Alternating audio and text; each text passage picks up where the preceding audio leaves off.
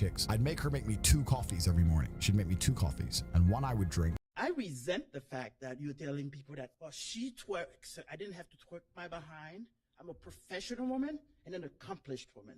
And you have a husband? Respect me. It doesn't matter. I have oh, no, it doesn't matter. Oh, hold up. But a real man is a man who's not afraid of a real woman. Ooh. A man who sits there and blames women for all their shortcomings is weak. If you complain because you have to pay for your child to be raised and you say it's because the women tricked you into it, you are weak. That's my question. What I'm going to tell you is you've already been divorced. You're already not having a man as a husband. By that definition, maybe I don't want you've already been a statistic. You've already put your man through it. And I would advise that man, most likely, that you are as dangerous as anyone else that has done it. Even in my life, there's some racism. People go, really?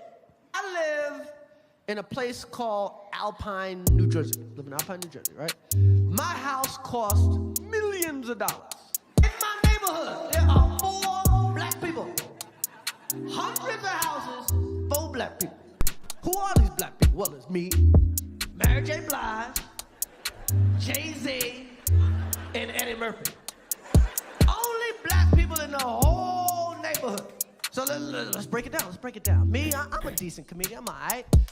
Mary J. Blige, one of the greatest R&B singers to ever walk the earth. Jay-Z, one of the greatest rappers to ever live. Eddie Murphy, one of the funniest actors to ever do it.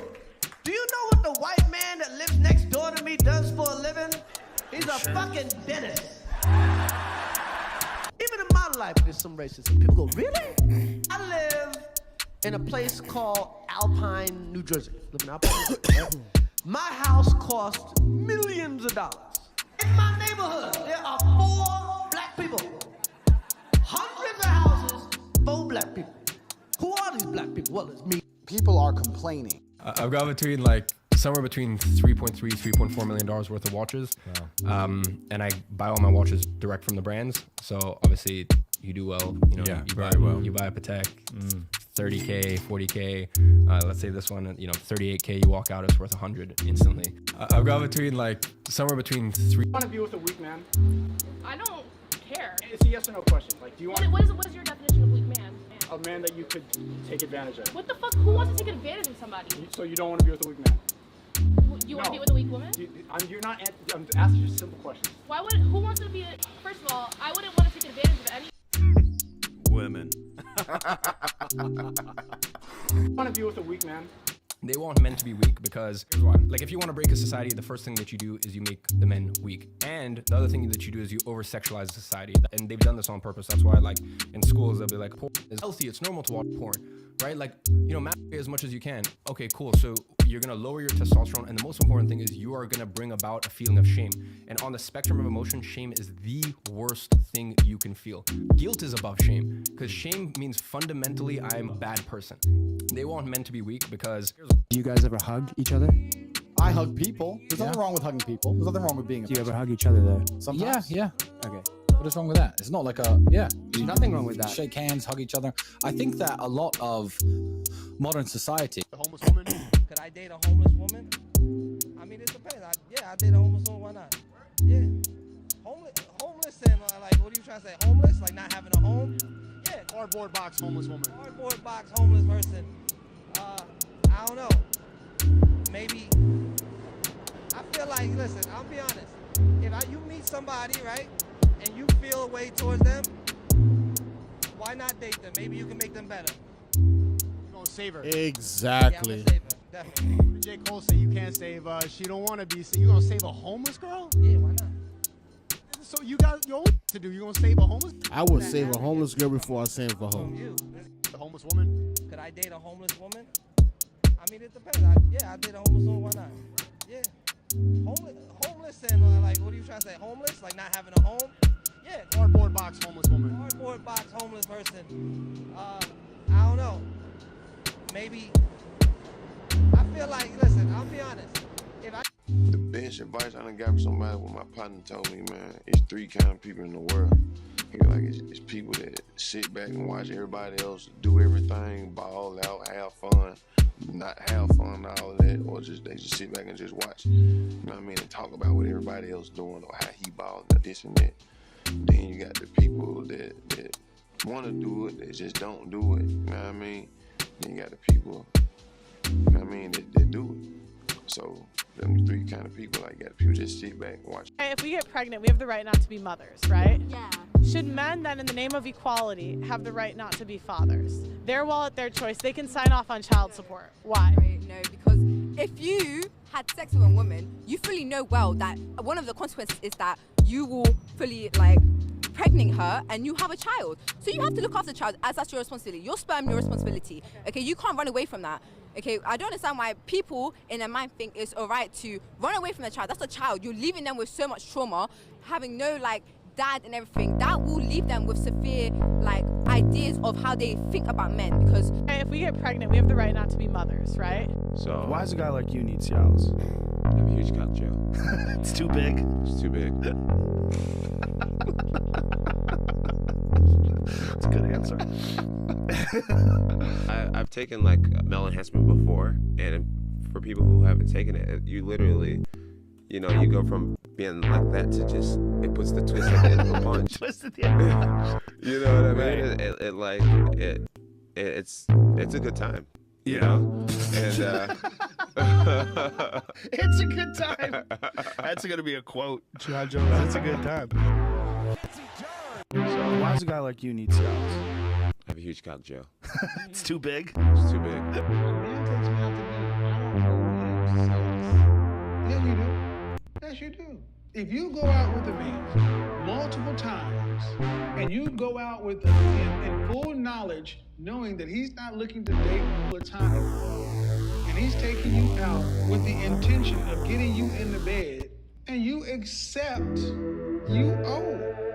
See, there used to be a time where women would not accept something from a man that they didn't plan on doing. You took that man's time, resources, and attention, and you done, and you dashed. You owe. A man takes me out to dinner. I don't owe him sex. Yeah, you do. Yes, you do. If you go out with a man multiple times, and you go out with him in full knowledge, knowing that he's not looking to date platonically, and he's taking you out with the intention of getting you in the bed, and you accept, you owe. See, there used to be a time where women would not accept something from a man that they didn't plan on doing. What's good, my boy? What's good? What's good? Yeah, I'm just sitting here, just clicking out right resources, quick. and Relaxing and shit. You approach Chunks is every girl's Trying to do dream. something, I you would know. love to date a guy like Chunks. I can tell he's very What's good with you? intelligent, What's he's good? very in tune, like he's entertaining. over here. Someone said to Google, if you're bored right now, if you're It's not. Do you like black guys? Yes or no? if she takes a picture of the food and my hand's in it, I'll notice that. If she's angling 7 in the morning. Yeah, it's Wednesday over here right now. 3 o'clock in the 3 o'clock on Wednesday. I ain't gonna say nothing. But like, all right, bitch. Just yeah, relaxing, man. You know what short I'm saying? rib. This Taking one it thing light. is gonna upset some dude you're talking to on Insta. I've been at work past 2 days. Today and tomorrow, I get to relax and chill out. Right now. I think I am. There's another girl that threatened to come here and beat me up with her cousin. Oh, wow. Yeah, that was another one. Why? You know, I was watching this the other day too, man, about Aboriginals in Asia. I mean, in Australia, man, it's crazy. You can drop prices automatically. It's crazy, bro. This is insane, man. My guy say he just woke up. That's what's up, man. At least you got to wake up another day. You know what I'm saying? So I'm glad to hear that, man. Corner in the world's most isolated continent.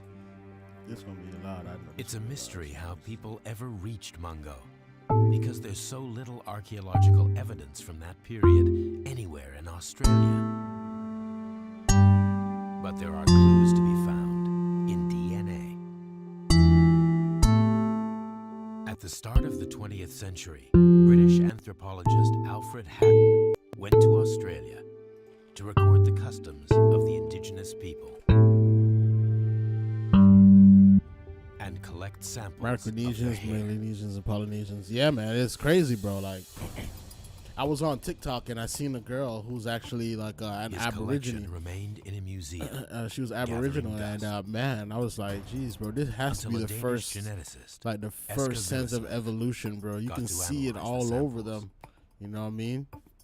It's just crazy to see it. About here is that it's not porous like bone and teeth. So it means that all contamination from all people who have handled it over the years is all sitting on the outside of the hair. So you can basically just put it into bleach and then get rid of the contamination, and the DNA remaining is the one from the individual himself. This hair collection from Cambridge has probably many times people have asked themselves, what should we use this hair for? And then 100 years later, I mean, this turns out to be actually a piece of gold for a geneticist. The hair sample came from a man in the outback of Western Australia, which had barely been visited by Europeans at that time. But all in all, though, you know, they So still the come DNA from Africa. was You know what I'm pure saying? Aborigine. They still came from the type of nomad that came This from Africa. was the though. first time anyone had sequenced an Aboriginal gene. It's like the Africans who went up into From this one who went up sample, into China. It's it like was possible to this is unlock what the my ancient theory is. My theory is it was some Africans that went up into China, and from China they met people in China, and they probably reproduced.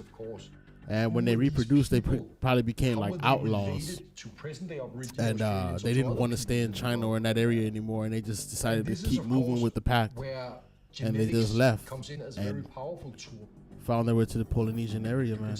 That's just one theory, though. You know, it's not the end all be all, but you can actually find out when did they diversify from other living people. because when you look at them, bro, it looks they have the features of like the first generation of Chinese and Mongols mixed with Africans, bro. In space and time. Analyzing the DNA was like looking into the deep past, back to the first wave of humans migrating out of Africa. Rather than exploring Asia, the first Australians headed south. They split from the rest of humanity 60 to 70,000 see, so they say they didn't go to Asia. And then They split and went somewhere else. They were on their own.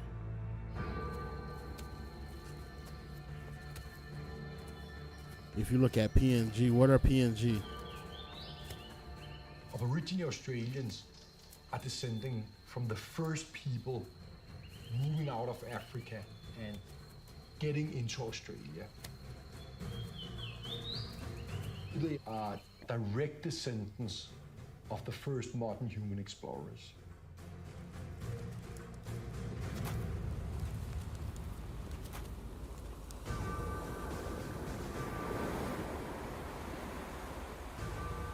These explorers must have reached the southern tip of Asia.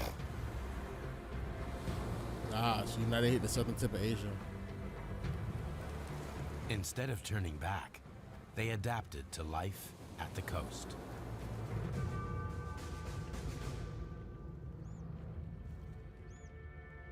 Hugh Barton is an archaeologist and an expert on the lives of coastal hunter-gatherers.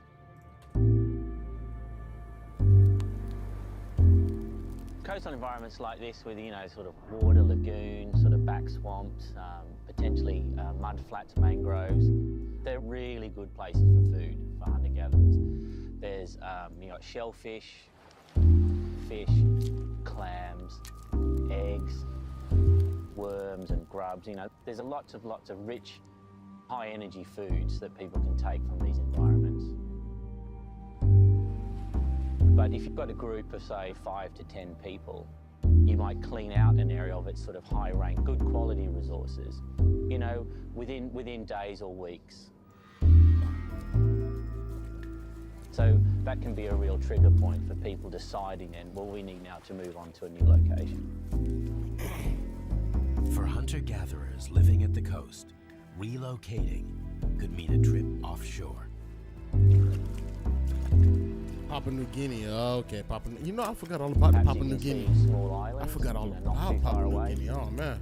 So people will go out ahead, they'll find out, they'll come back, they'll communicate to the group information about what they found, and they might make it then a decision as a group to go on to potentially, and maybe hop across to another island.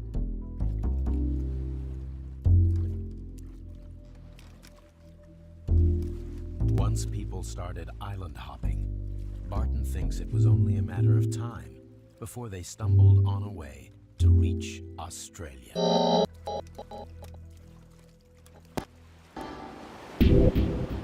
Most of us look at the ocean now, kind of see that as a real barrier, and it's kind of to be avoided. You know, that's okay, that's solid. Oh my God. But if you've got a group of people that maybe they got some simple watercraft, they're out, they're fishing, you know, once they've gone out, who knows, maybe they were brave enough to go out overnight. But then suddenly they start to pick up signs that might tell them that potentially there's a landmass out there. Clouds, birds, you know, it could be driftwood. You know, they might think, you know, actually maybe it's worth kind of pushing on a bit here. Polynesians are mixed blood. Maybe for 20 years, 100 years, you know, they don't really get there. But at some point, you know, someone goes that little bit further, just takes that further risk, whatever the circumstances, gets across. Was that too loud? The next thing you know, they're bumping up against the coast of Australia. Did my stream die, bro? You know, it becomes feasible. You can conceptualize how that voyage, that journey might have happened. Today, this would be a 350-mile journey. But in prehistoric times... Oh, man. You kidding me? It took it down? All right, I'll be back. coastlines were very different.